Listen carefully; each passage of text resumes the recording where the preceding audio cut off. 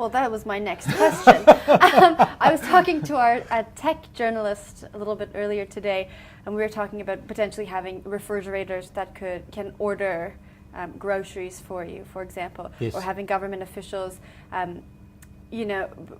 installing the internet on things that they monitor so that they don't have to send physical people out. But once you start connecting all of these things to the internet, the hackers are going to come, yes. and then they have access to a whole lot more information. Exactly. So what do we do to protect ourselves? Well, I think you need to understand what the risks are. Mm-hmm. Whenever you buy new technology, you need to understand the risk. You need to educate yourself, and then you need to then deploy the appropriate controls. Mm-hmm. Now you have a choice. You could either say, I want to have my own firewall in my home, mm-hmm. Or I want to choose a service provider that provides offerings that has the built-in security. And we did a study recently where we looked at what the consumers, what was important. It was quite mm-hmm. interesting is it kind of fell half-half. Half customers felt they want to put in controls themselves to protect them from intrusion mm-hmm. and protect their privacy. And others thought this was something that service providers should provide to you.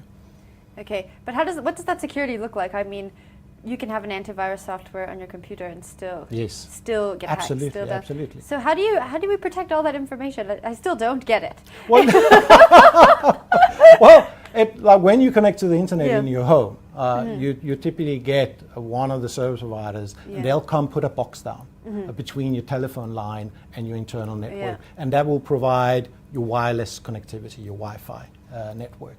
Now that box they put in needs to also provide security. Mm-hmm. And that's the question you need to ask. Does it put me straight on the internet mm-hmm. or does it actually give me some sort of protection?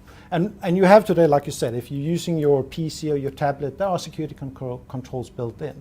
And it's only when it's turned on that it's on the internet. Mm-hmm. But if your fridge is on the internet, if your TV is on the internet, right. if the system monitoring your electricity usage mm-hmm. or your scale is on the internet, it will always be on. Mm-hmm. So people could then hack it, they could steal information. And you remember, mm-hmm. A lot of people go, well, I'm not really worried about hackers because I have nothing of value.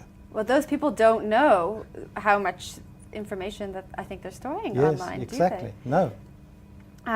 Again, our tech journalist was telling me that he was reading a story where hackers hacked smart lights in the house, to get access to the rest of the information. Yes. So do you find people know what information is out there, what hackers could potentially No, I don't think so. And what is that? Well, it's everything. So mm-hmm. so what you today store in the cloud, you store all your emails, mm-hmm. You store all your banking information. Mm-hmm. You go look on, like between LinkedIn and Facebook, the amount of information you share about yourself.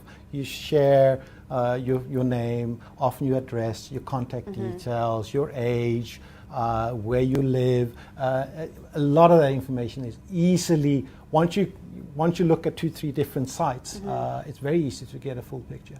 I caught one of my friends this week and was very impressed with having been to the traffic department and got a new driver's license mm-hmm. in minimal time, which is impressive. That's impressive, yeah. Exactly. I'm a little shocked. The person put a photo of the new driver's license on Facebook. Oh no! Where you could zoom in, see ID number, full name, and everything. So people don't understand the risk they're taking when they're sharing on the internet.